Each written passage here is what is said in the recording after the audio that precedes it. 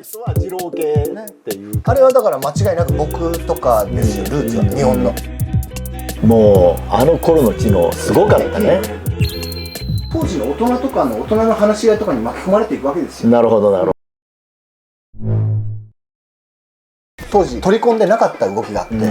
今でいうトラックス、ジロ、背中フットワークほとんどやってなかったんですよ。でみんなで研究して原田さんと陳年じゃないけど背中ついてフットワークしてんだよなと。起き上がり方どうやってやんだみたいなのは、まあちょっと自分らで小麦粉入れてみようかとか醤油足してみようかとかいろいろやって作っていくわけです。なるほど。しばらくすると東京でそのバックロックスタイルみたいなのが結構できるんですよ。まあ二郎やね。二郎だからバックロックのことを二郎って言ってた。そのね、そういうニュアンスの動き、ムーブは練習すれど、名前まではまあちょっと後付けになるじゃないですか。じゃあこれどうするっていつもほらあれじゃしょうがないから記号でいいからなんか付けようやってことになって。じゃあまあ前が太郎だからタートルやね。タートルを太郎って言ってたよね。タートルって言うとアメリカ人通じないんですよ。太郎って言うと通じるんですよ。前が太郎だから後ろだから二郎にしとこうかみたいなちょっと記号的につけてたんですよね。それも南極物語の太郎二郎がちょうどやってたんですよ。太郎二郎みたいにしてまあ伝えやすいですよね。振り付けしやすいっていうか次太郎やれって俺二郎やるからみたいなもう一言で済むみたいな感じでね暗号みたいに使ってたんですよ。でもそしたらそのホコ天では割と広がって伝わっててリズムスニーカーズとかも二郎って言うんですよ。そう可愛いなお前なんで二郎なんてそんな呼び方してんだあれはだから間違いなく僕とかですよ、ルーツは日本の。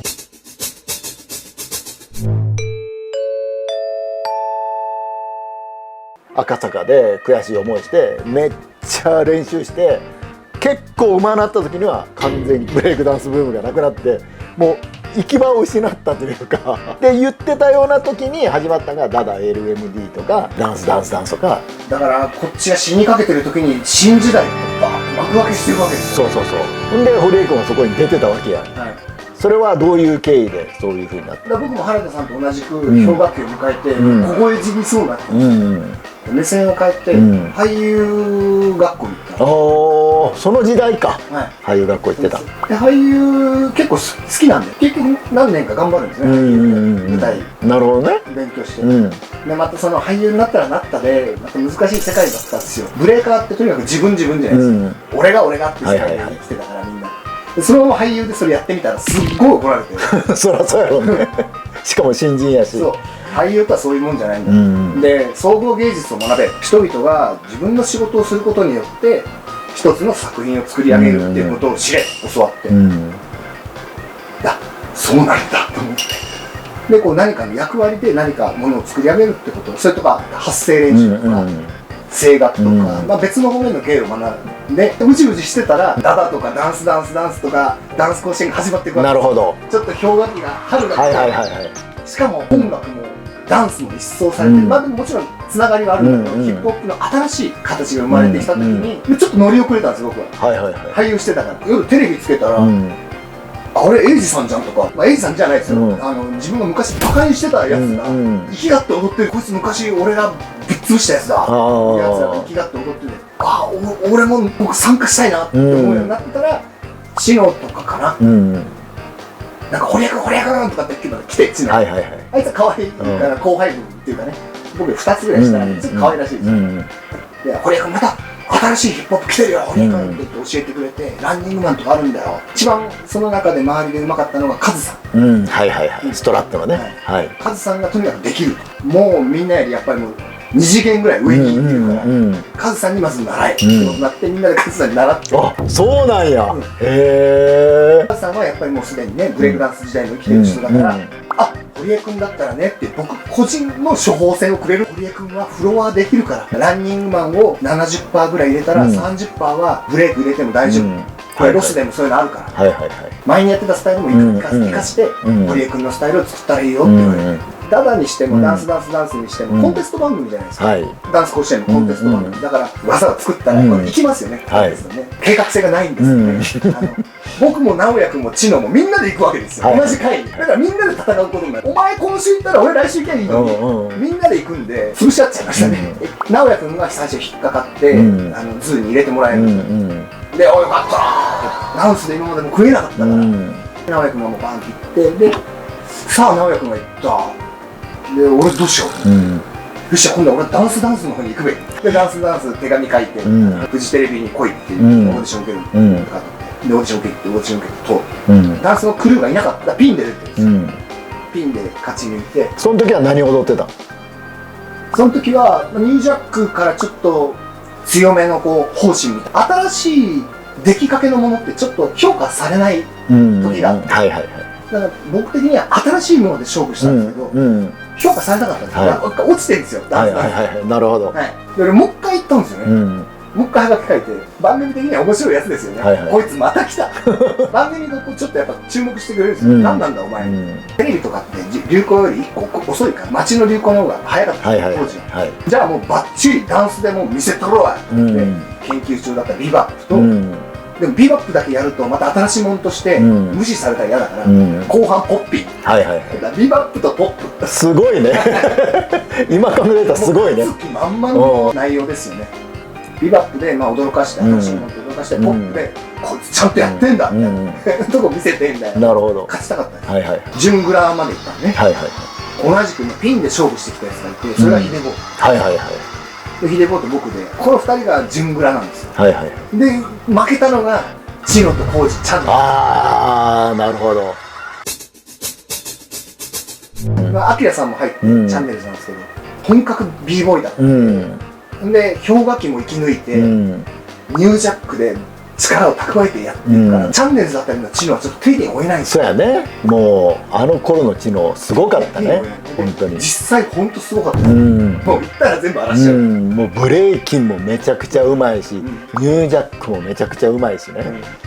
スキームチームとかあの辺の影響もめちゃくちゃ受けてて、だから最終的にはロスの豊さん系のユナイテッドネーションみたいな、ロスのやばいやつが集まるイベント行って、もうみんなぶちのめしてくるぐらいのことまでやってますからね。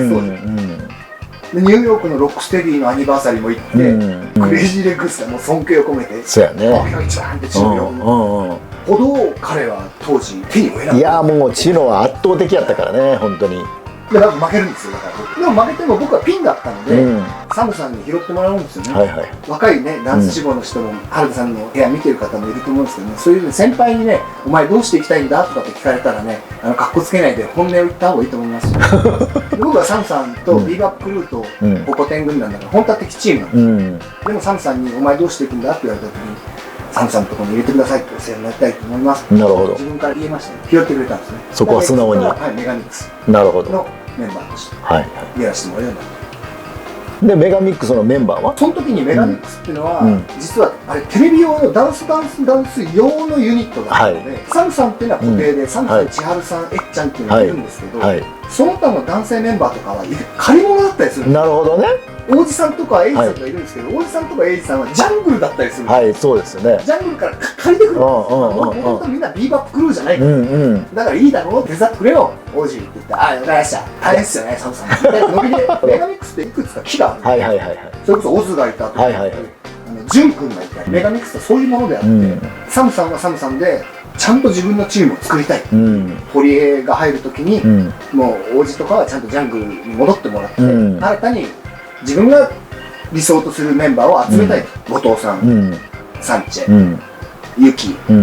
千春さん、えっちゃん、泉ちゃん、堀江、サムさん、この8人がメガミックスとして、ちゃんとしたチームとして番組をちゃんと守っていく。当時だから僕はそこのポジションにポンっていけたことで、堀江っていう名前がその全国区になれたっていうのはすごく嬉しかった。その後のダンス活動がやりやすかったです。しかも番組でドキュメントとして語られてるわけだ。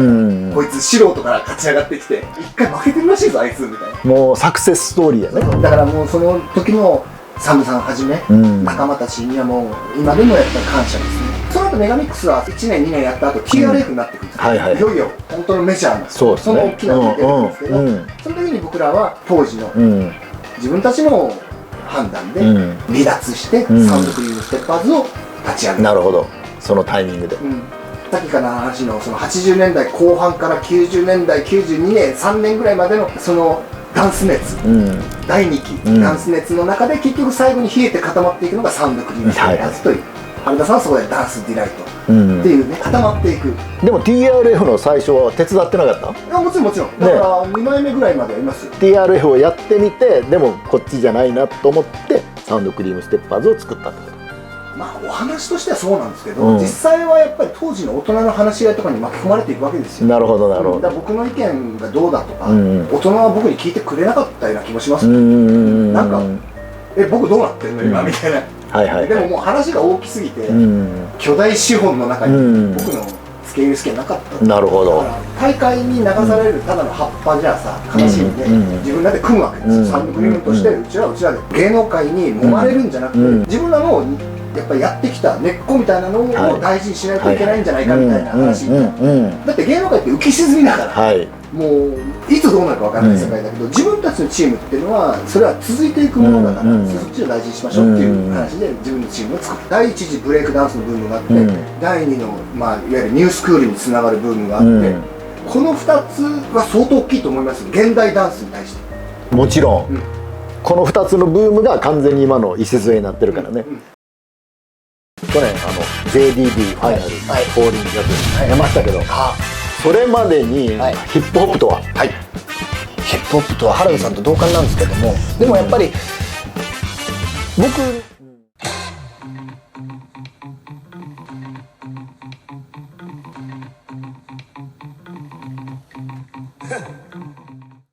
高評価チャンネル登録